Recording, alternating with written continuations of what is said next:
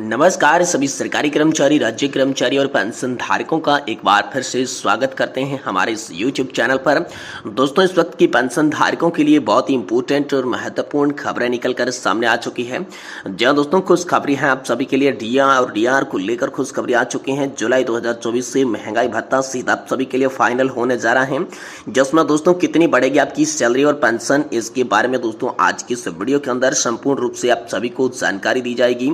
साथ ही साथ दोस्तों लाखों कर्मचारियों को सरकार ने दिया बहुत ही बड़ा गिफ्ट। डीए में होगा 5% का इजाफा, वेतन और पेंशन में होगी जबरदस्त बढ़ोतरी। तो आखिरकार डीए बढ़ने के साथ साथ आप सभी के वेतन और पेंशन में कैसे बढ़ोतरी की जाएगी, इसके बारे में बात करेंगे। वहीं ईपीएस 95 पेंशन को लेकर बड़ी अपडेट निकलकर सामने आ चुकी है। पेंशन को लेकर कर्मचारी भविष्य निधि संगठन और सरकार को 4 सुझाव। पेंशन योग्य वेतन सीमा में संशोधन से बढ़ेगी पेंशन की राशि और कर्मचारी और पेंशन धारकों को मिलेगा बेहतर लाभ। इसको लेकर बड़ी खबर आई, इसके बारे में आज की इस वीडियो के अंदर बात करेंगे। साथ ही ईपीएस 95 पेंशन पर बड़ी न्यूज है। ईपीएफओ का सदस्य जानिए पीपीओ नंबर वरना अटक जाएगी पेंशन। सबसे आसान तरीका कौन कौन सा है वरना आपकी पेंशन जो है वो अटक जाएगी। ईपीएस 95 पेंशन को लेकर पीपीओ नंबरों पर बड़ा अपडेट आ चुका है। इसके बारे में भी दोस्तों आज की इस वीडियो के अंदर संपूर्ण रूप से आप सभी को जानकारी देंगे। यानी कि दोस्तों पेंशन और पेंशन से जुड़ी तमाम बड़ी खबरों की चर्चा आज की इस वीडियो के अंदर करेंगे। इसलिए आप सभी से निवेदन करते हैं कि दोस्तों आज की इस वीडियो को आप लास्ट तक जरूर देखिएगा। साथ ही अगर हमारे चैनल पर पहली बार विजिट कर रहे हैं तो चैनल को सब्सक्राइब जरूर कर लें, साथ ही वीडियो को लाइक कर दें। तो चलिए बिना किसी देरी के वीडियो के अंदर खबरों का सिलसिला शुरू करते हैं। देखिए दोस्तों, डीए और डीआर पर बड़ी खुशखबरी आ चुकी है आप सभी के लिए। जुलाई 2024 से ही महंगाई भत्ता आप सभी के लिए सीधा फाइनल होने जा रहा है, जिसमें दोस्तों सैलरी और पेंशन के अंदर कैसे और कितनी बढ़ोतरी आएगी इसको दोस्तों एआईसीपीआई इंडेक्स आंकड़ों से साफ हो चुका है। इसके बारे में दोस्तों आज की इस वीडियो के अंदर बात करेंगे। जी हाँ दोस्तों, कर्मचारी और पेंशन भोगी असमंजस में है कि मई का महीना समाप्त हो चुका है, फिर भी फरवरी और मार्च महीने की एआईसीपीआई का आंकड़ा जारी क्यों नहीं हुआ, इसको लेकर रीट भी डाला गया था, फिर भी स्पष्ट नहीं हो पाया कि एआईसीपीआई के आंकड़े क्यों नहीं जारी किए गए। ऐसे में क्या सरकार की मंशा जुलाई 2024 से महंगाई भत्ता देने की है या फिर कुछ और इरादा है, इसको लेकर दोस्तों 5 मुख्य पॉइंट सामने आ चुके हैं, जिसमें महंगाई भत्ते का भुगतान, प्रत्येक दिन की अंतिम तारीख को जारी आंकड़ा, महंगाई भत्ता बेसिक में मर्ज, सैलरी और पेंशन में बढ़ोतरी और अगर मर्ज नहीं हुआ तो क्या होगा। इन 5 टॉपिक के बारे में आज की इस वीडियो के अंदर बात करेंगे।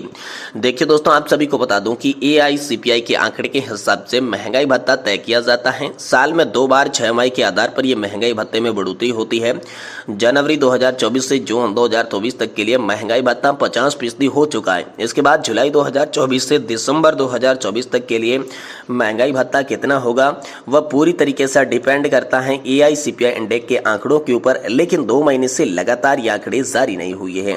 आपको बता दूं कि एआईसीपीआई का आंकड़ा प्रत्येक महीने के अंतिम दिन जो है लेबर ब्यूरो की तरफ से जारी किया जाता है। कुल 6 महीनों के आंकड़ों को जोड़कर महंगाई भत्ता तय किया जाता है, लेकिन 2 महीने के इस आंकड़ों को जारी नहीं किया, जिससे जुलाई 2024 से महंगाई भत्ता कितना होगा ये दोस्तों समझ के परे लग रहा है। कर्मचारी संगठन लंबे समय से मांग कर रहे हैं कि 50% महंगाई भत्ता होने के बाद उसको बेसिक में मर्ज किया जाए, क्योंकि 5वें वेतन आयोग के आधार पर एक बार ऐसा किया गया था। उसी को देखते हुए हर सरकार महंगाई भत्ते को बेसिक में मर्ज करे।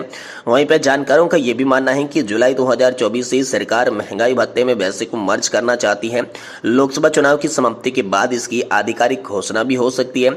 अगर जुलाई से महंगाई भत्ता बेसिक पे में मर्ज होता है तो उनकी सैलरी और पेंशन में कितनी कैसे बढ़ोतरी होगी, चलिए आपको उदाहरण के माध्यम से बताते हैं। देखिए, मान लीजिए किसी भी कर्मचारी हैं या फिर कोई भी पेंशन भोगी है, उसकी बेसिक जो है वो 40,000 रुपए की है, तो दोस्तों 40,000 रुपए का 50% यानी कि 20,000 रुपए हो जाता है। और महंगाई भत्ता मर्ज करने के बाद कर्मचारियों की जो नई बेसिक है वो दोस्तों 60,000 हो जाएगी। और तो इसी प्रकार से आपको जुलाई 2024 से फिर से जीरो करके आप सभी का महंगाई भत्ता आप सभी को मिलेगा। लेकिन वहीं पर अगर सरकार महंगाई भत्ते को बेसिक में मर्ज नहीं करती है, जिस प्रकार से महंगाई भत्ता हाल फिलहाल में मिल रहा है उसी प्रकार से महंगाई भत्ता आगे बढ़ोतरी की जाती है 4% की, तो कुल यहाँ पर जो है 54% हो जाएगा। तो इस आंकड़ों के हिसाब से आपकी सैलरी और पेंशन कैसे बनती है, चलिए मैं आपको सेम उदाहरण के माध्यम से बताता हूँ। देखिए, कर्मचारी और पेंशन भोगियों की जो बेसिक है वो 40,000 की थी और 54% डीए के हिसाब से जो कुल महंगाई भत्ता है वो दोस्तों 21,600 रुपये मिलेगा। इस प्रकार अगर मर्ज होता है तो दोस्तों आपको कम मिलेगा, लेकिन अगर मर्ज नहीं होता 54% होता है तो इसमें आपको 1,600 रुपये के पेंशन बढ़ोतरी या फिर यहाँ पर जो है बढ़ोतरी भत्ता अलग से मिलने वाला है, जिससे मर्ज नहीं होने के कारण दोस्तों कर्मचारी और पेंशन धारकों को एक्स्ट्रा लाभ मिलने वाला है। इस प्रकार मर्ज होने से अभी तक कोई फायदा नहीं देखने को मिला, लेकिन 2025 में इसका फायदा देखने को मिलेगा। मान लीजिए 2025 से डीए 4% बढ़ता है तो इस हिसाब से आपको फायदा देखने को मिलेगा, लेकिन वर्तमान की स्थिति में जुलाई 2024 से मर्ज होने से कोई भी बढ़ोतरी नहीं होने वाली, केवल आपकी बेसिक चेंज हो जाएगी। ये बड़ी खबर आप सभी के लिए निकल कर सामने आई है। वही दोस्तों हम सभी के लिए लाखों कर्मचारियों को सरकार ने यहाँ पर बड़ा तोहफा दिया है। डीए में 5% की बढ़ोतरी यहाँ पर वेतन और पेंशन में किस प्रकार से जोड़ी जाएगी।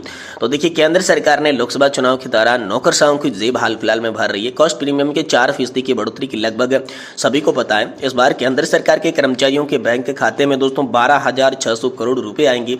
परिणाम स्वरूप दोस्तों केंद्रीय सिविल सेवक असंतुष्ट नहीं है और यहाँ पर मार्च में सिविल सेवकों के बढ़े हुए वेतन और भत्तों की सूची भी दोस्तों जारी कर दी जा चुकी है। यहाँ पर जो है कर्मचारियों की महंगाई भत्ते में बढ़ोतरी होगी। डीए बढ़ोतरी तय हो चुका है। लोकसभा चुनाव से पहले ही केंद्र सरकार ने ग्रेजुएट की यहाँ पर 5 लाख रुपए की लिमिट बढ़ा दी। पहले जो 20 थी 25 लाख रुपए कर दी। इसके अलावा जो अधिकारी है उसका कैंटीन, व्यापार, यात्रा, उप सहायता भत्ते भी यहाँ पर जो है 25% बढ़ चुके हैं। तो इसे देखते हुए अब कर्मचारियों को यहाँ पर फायदा होना शुरू हो चुका है। वहीं दोस्तों ईपीएस नानडेफा पेंशन को लेकर बड़ी खबर है कि पेंशन को लेकर ईपीएफओ और सरकार को 4 सुझाव है। पेंशन योग्य वेतन सीमा में संशोधन से यहाँ पर जो है पैसा बढ़ने वाला है, सैलरी और पेंशन बढ़ने वाली है। तो कैसे बढ़ेगी, चलिए आपको विस्तार से बताते हैं। देखिए दोस्तों, ईपीएस नानडेफा पेंशन को लेकर बवाल थम नहीं रहा है। सरकार और पेंशन भोगियों के बीच सीधी लड़ाई हो रही है। कर्मचारी भविष्य निधि संगठन पर गुस्सा हाल फिलहाल में उतारा जा रहा है। सरकार से बड़े आश्वासन की उम्मीद थी जो मिली नहीं। अब पेंशनर्स खुद को कई सुझाव दे रहे हैं जिससे पेंशन के लाभ यहाँ पर जो है अधिक मिल सके। पेंशनर्स आंदोलन से जुड़े रामकृष्ण पिल्लाई ने सुझाव दिया कि सोशल मीडिया पर पोस्ट के माध्यम से उन्होंने लिखा कि मेरे हिसाब से ईपीएस नानडेफा पेंशन के लिए सरकार को ठोस पहल करनी चाहिए। क्या क्या पहल हो सकती है, इसको 4 बिंदुओं में उन्होंने समझाया है।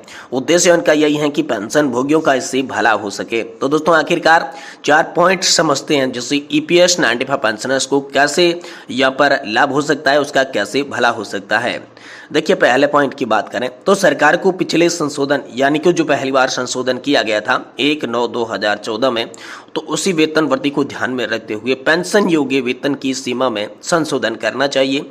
दूसरा है कि कल्याणकारी उपायों के रूप में बजटीय सहायता के साथ बुजुर्ग पेंशन भोगियों को कुछ राहत देने के लिए न्यूनतम पेंशन में संशोधन किया जाना चाहिए, यानी कि न्यूनतम पेंशन संशोधन दूसरा आप सभी के लिए महत्वपूर्ण और इम्पोर्टेंट पॉइंट हो जाता है। वहीं तीसरी है कि नवीनतम निश्चिति का पता लगाने के लिए फंड का एक्चुअली मूल्यांकन किया जाना चाहिए। और अंत में दोस्तों यहाँ पर ईपीएस फंड को अधिक रिटर्न्स देने वाले साधनों में निवेश किया जाना चाहिए। इससे शुरुआती सेवानिवृत्ति लोगों की मृत्यु के कारण सरकार पर सब्सिडी का बोझ जो है वो धीरे धीरे कम हो जाएगा। यानी कि रामकृष्ण पिल्लाई ने ईपीएस नानडेफा पेंशन धारकों का भला कैसे हो, इनके लिए 4 मुख्य पॉइंट बताए हैं, जिसमें पेंशन योग्य वेतन संशोधन, वही न्यूनतम पेंशन में भी संशोधन, फंड का एक्चुअली मूल्यांकन और इसी के साथ ईपीएस पेंशन फंड में जो निवेश है वो अच्छी जगह किया जाना चाहिए जिससे उनका रिटर्न्स जो है वो बेहतर मिल सके। ये दोस्तों हम सभी के लिए बड़ी खबर आ रही है। वहीं ईपीएस नानडेफा पेंशन धारकों के लिए यहाँ पर पीपीएफओ को लेकर बड़ी खबर है। अगर आपको पीपीएफओ नंबर पता नहीं है, आपके पीपीएफओ में कुछ गड़बड़ है, तो आपको पेंशन नहीं मिलेगी। पेंशन से आप वंचित रह सकते हैं। लेकिन यहाँ पर पीपीएफओ कैसे प्राप्त कर सकते हैं, पीपीएफओ से आप सभी को क्या क्या फायदा हो सकता है, ऐसे तमाम जानकारी जो है ईपीएफओ की आधिकारिक वेबसाइट पर भी आप जाकर देख सकते हैं, जिससे आपकी पेंशन में किसी प्रकार की कोई भी रुकावट नहीं होने वाली है।